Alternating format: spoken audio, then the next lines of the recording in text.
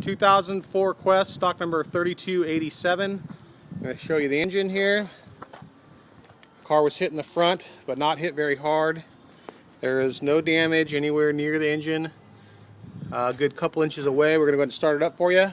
Go ahead and start it, Jaime.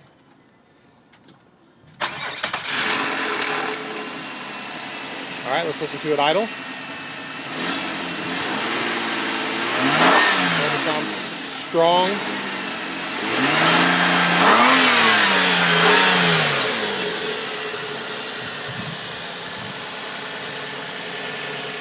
Nice and smooth. Engine sounds great. Put a load on it for you.